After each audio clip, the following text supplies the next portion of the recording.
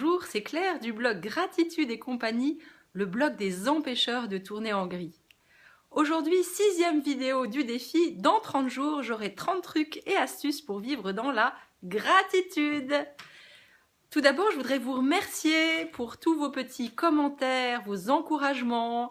Je vois que ça vous fait du bien, que ça vous permet de changer les choses petit à petit dans votre vie et j'en suis vraiment très heureuse. Hier, je vous ai parlé du PPP.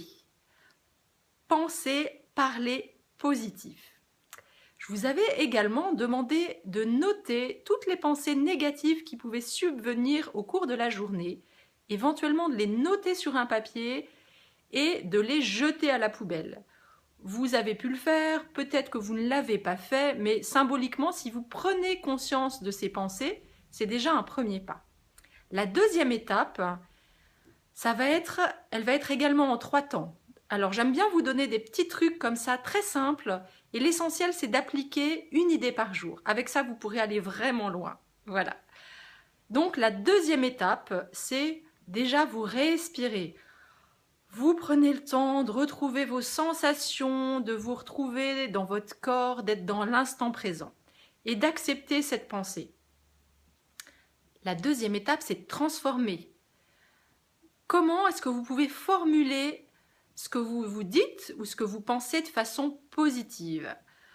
Le cerveau n'aime pas la négation. Je vais vous donner un exemple. Si je vous dis ne pensez pas à la tour Eiffel, vous voyez tout de suite la tour Eiffel, vous pensez à la tour Eiffel. Donc c'est pareil pour nous. Quand on dit ne cours pas, on a envie de courir. Quand on dit à son enfant ne crie pas, il a envie de crier plus fort. Alors, je sais que c'est pas simple, et là je pourrais dire, alors là je me reprends tout de suite, je pourrais dire c'est simple et on y va pas à pas, c'est facile, j'ai le droit de me tromper, voilà, donc l'exemple, voilà, j'ai encore plein de progrès à faire et c'est parfait. Donc transformer cette phrase négative en phrase positive. Et puis, prendre un tout petit engagement et faire un petit pas pour se lancer dans une action concrète. Qu'est-ce que je peux mettre en place pour changer, pour faire quelque chose qui me fait du bien? Voilà, donc ce seront 3 petites étapes. J'espère que j'ai pas été trop floue aujourd'hui. Donc respirer, transformer la phrase ou la pensée négative en quelque chose de positif. Et puis après, se donner une petite action à faire. Voilà, je vous souhaite un très beau samedi. À Paris, il y a un grand soleil. Et je vous dis à demain!